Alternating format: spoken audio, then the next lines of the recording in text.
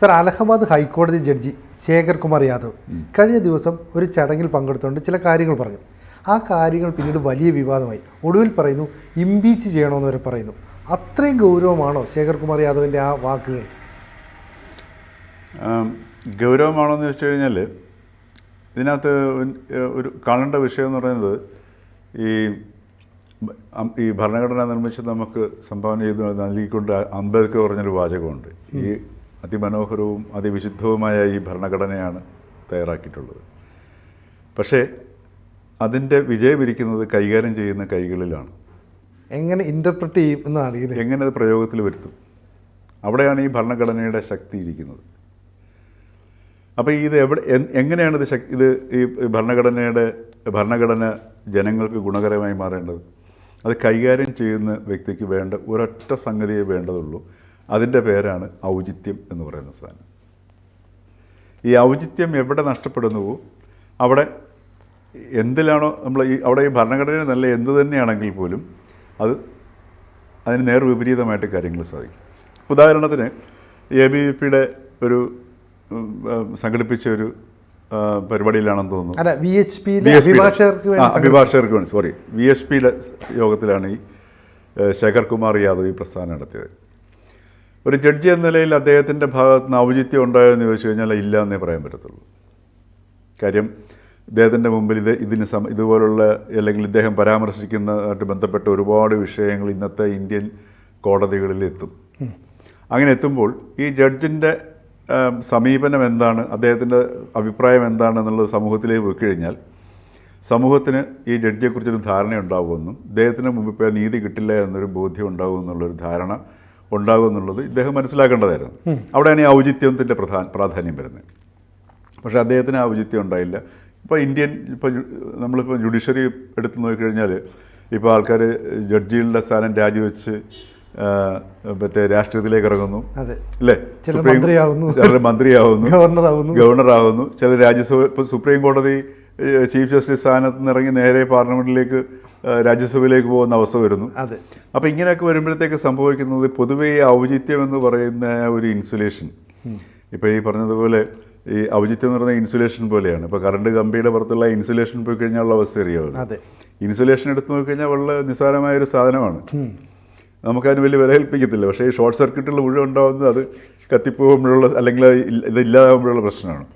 അപ്പോൾ ഇതങ്ങോട്ട് മൊത്തത്തിൽ നമ്മളുടെ ഭരണകർത്താക്കളുടെ കയ്യിലാണെങ്കിലും ജുഡീഷ്യറിയുടെ ആണെങ്കിലും ഏത് മേഖലയിലും ഈ ഒരു ഔചിത്യം എന്നുള്ള സാധനം വളരെ കുറഞ്ഞിരിക്കുകയാണ് ചെയ്യുന്നത്. ഇപ്പോൾ ഇവിടെ ശേഖർകുമാർ യാദവിൻ്റെ ആ പ്രസംഗത്തിൻ്റെ പ്രധാനപ്പെട്ട ഭാഗങ്ങളിലേക്ക് എടുത്തു നോക്കിക്കഴിഞ്ഞാൽ ഇപ്പം സുപ്രീം കോടതി അലഹാബാദ് ഹൈക്കോടതിയുടെ വിശദീകരണം ചോദിച്ചിട്ടുണ്ട്. അദ്ദേഹത്തിന് പ്രധാനപ്പെട്ട കേസുകളിൽ നിന്നൊക്കെ മാറ്റിയിട്ടുണ്ട്. 2010 വരെയുള്ള ചില കേസുകളിലെ വാദം കേൾക്കാൻ മാത്രമാണ് ഇപ്പോൾ അദ്ദേഹത്തിന് അനുവദിച്ചിരിക്കുന്നത്. ഇത് ശേഖർ കുമാർ യാദവ് ഇപ്പോൾ ഹൈക്കോടതി ജഡ്ജിയായി അവിടെ ആ സ്ഥാനത്ത് എത്തിയത് അദ്ദേഹത്തിന് നിയമത്തെക്കുറിച്ചും അദ്ദേഹം പറയുന്നതിനെക്കുറിച്ചൊക്കെ നല്ല ബോധ്യമുള്ള വ്യക്തിയായിരിക്കും. അക്കാര്യത്തിൽ സംശയത്തിൻ്റെ ആവശ്യമില്ല. അദ്ദേഹം പറഞ്ഞെടുത്ത് നോക്കിക്കഴിഞ്ഞാൽ അതിനകത്ത് സാങ്കേതികമായിട്ട് യാതൊരു പ്രശ്നവുമില്ല. ഏക സിവിൽ കോഡ് എന്ന് പറയുന്നത് വളരെ ആവശ്യമുള്ളൊരു കാര്യം തന്നെ. ഏക സിവിൽ കോഡ് എന്ന് പറയുന്നത് ആവശ്യമുള്ള സാധനമാണ്. അത് ഒരു കോൺസ്റ്റിറ്റ്യൂഷൻ, ഒരു സിവിൽ കോഡ്, നിങ്ങൾക്ക് എങ്ങനെ അതിനെ എതിർക്കാൻ പറ്റത്തില്ല.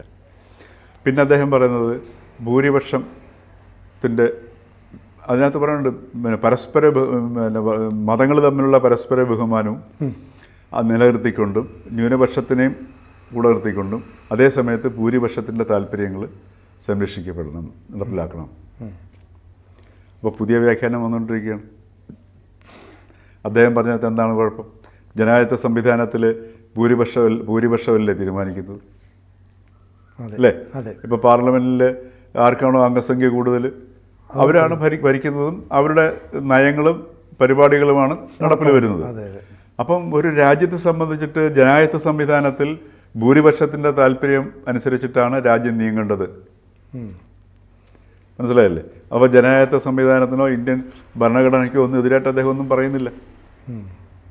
അങ്ങനെ സാങ്കേതികമായിട്ട് അദ്ദേഹത്തിൻ്റെ ഒരു പ്രസംഗത്തിൻ്റെ ഭാഗങ്ങൾ എടുത്തു നോക്കിക്കഴിഞ്ഞാൽ ഒരുവിധമായിട്ടുള്ള ഈ സാങ്കേതിക പിഴവുകളും കാണാൻ പറ്റത്തില്ല.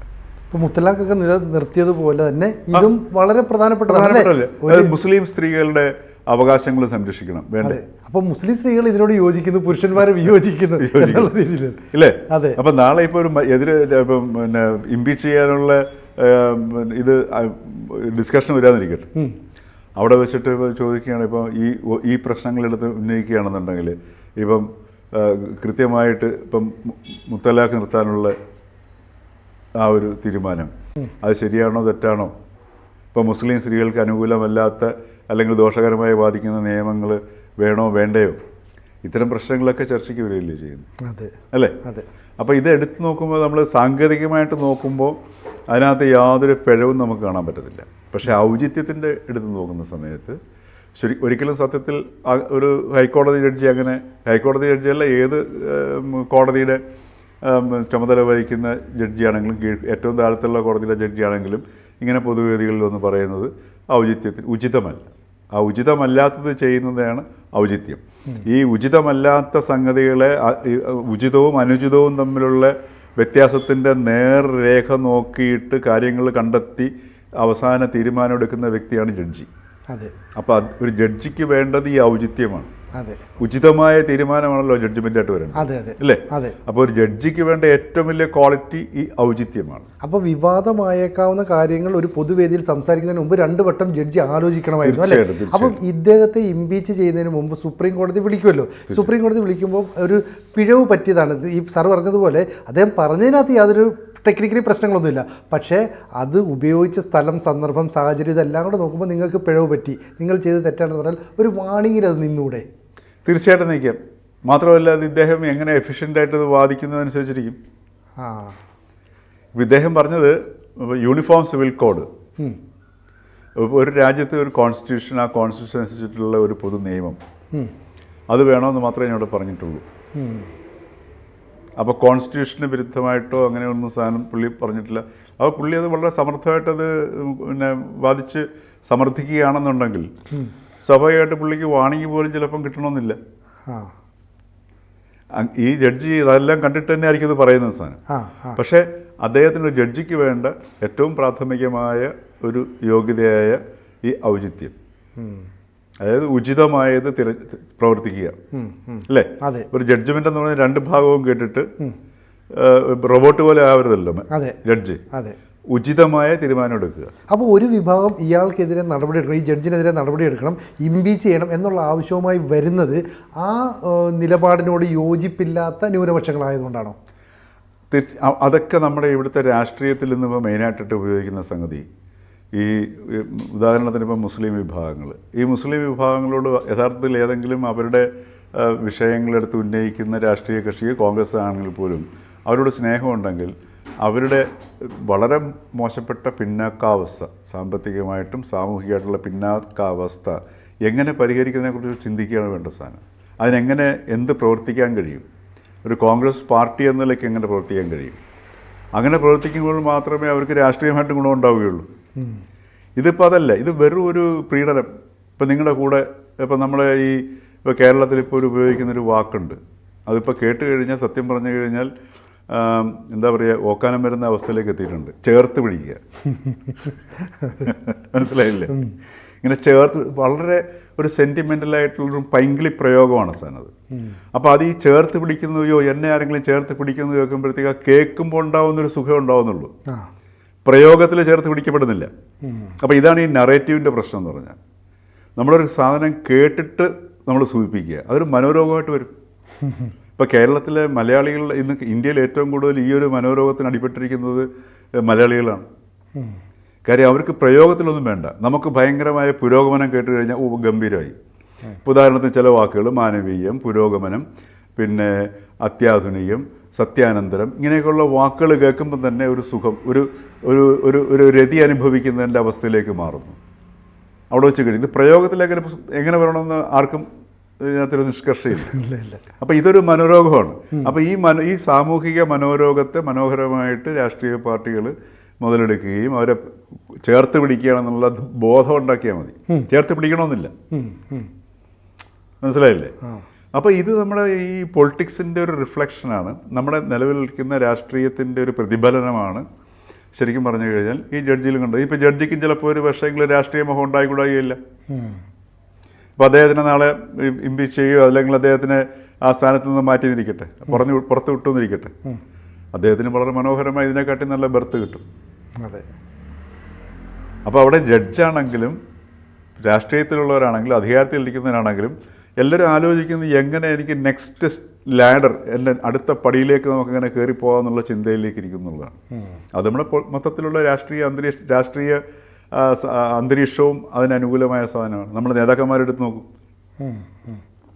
എല്ലാവർക്കും ഇപ്പം അഖിലേഷ് യാദവ്, അദ്ദേഹത്തിൻ്റെ ലക്ഷ്യം എന്താണ്? അദ്ദേഹത്തിന് എങ്ങനെ പോകാം അല്ലേ? അത് കോൺഗ്രസിൻ്റെ എടുത്ത് നോക്കുക, BJPയിൽ എടുത്ത് നോക്കുക. അപ്പോൾ എല്ലാവരുടെയും ലക്ഷ്യം ഒന്ന് തന്നെയാണ്. അത് ആ ഒരു അന്തരീക്ഷം സമൂഹത്തിൽ നിലനിൽക്കുന്നു. അത് ഈ ജഡ്ജിയിലും ചിലപ്പോൾ ഒരു പക്ഷേ പ്രവർത്തിച്ചിട്ടുണ്ടാവാം അല്ലേ? അതെ. പക്ഷെ നമ്മൾ പ്രതീക്ഷിക്കുന്നതും പറയുന്നതൊക്കെ എന്താണ്? എല്ലാം വിശാലമായ കാര്യങ്ങൾ, രാജ്യത്തിന് വേണ്ടി നിൽക്കുന്നു, ഒരു സമൂഹത്തിന് വേണ്ടി കൂടെ നിൽക്കുന്നു, ചേർത്ത് പിടിക്കുന്നു, അവരുടെ ക്ഷേമം നോക്കുന്നു, അവരുടെ വിഷയങ്ങൾ ഉന്നയിക്കുന്നു. അപ്പോൾ ഈ ഒരു പൊതു അന്തരീക്ഷത്തിൽ ഇതൊക്കെ വളരെ സ്വാഭാവികമായിട്ട് സംഭവിക്കുന്ന സംഗതിയാണ്. എനിക്ക് തോന്നുന്നില്ല ഇത് ഈ ശേഖർ കുമാർ യാദവ്, വിശേഷിച്ചും അദ്ദേഹം ഈ പറഞ്ഞേക്കുന്ന അദ്ദേഹത്തിൻ്റെ പേരിൻ്റെ അവസാനം യാദവ് എന്നും കൂടെ സാധനമുണ്ട്. അതെ, മനസ്സിലായില്ലേ? ഇപ്പോൾ ഇത് അഖിലേഷ് കുമാർ യാദവ് ഒക്കെ എടുത്ത് ഗംഭീരമാക്കി വരികയാണെന്നുണ്ടെങ്കിൽ അത് അദ്ദേഹത്തിന് തന്നെ അത് പാരയായിട്ട് വരുന്ന ഒരു ലക്ഷണമാണ് കാണുന്നത് സാർ. അപ്പോൾ ഇത് നമ്മുടെ പൊതു അന്തരീക്ഷം, അതായത് ഈ പൊളിറ്റിക്സ് നശിച്ചു കഴിഞ്ഞാൽ, ജീർണിച്ചു കഴിഞ്ഞാൽ സമൂഹത്തിൽ മുഴുവൻ അത് റിഫ്ലക്റ്റ് ചെയ്യും. അപ്പോൾ അതിൻ്റെ ഒരു റിഫ്ലക്ഷൻ തന്നെയാണ് ഇപ്പോൾ നമ്മൾ ഈ ശേഖർ കുമാർ യാദവിലൂടെ നമ്മൾ കാണുന്നതെന്നുള്ളതാണ്. കൂടുതൽ വാർത്തകളും വിശേഷങ്ങളും നിങ്ങളിലേക്ക് എത്താൻ ABC മലയാളം സബ്സ്ക്രൈബ് ചെയ്യുക, ബെൽ ബട്ടണും അമർത്തുക.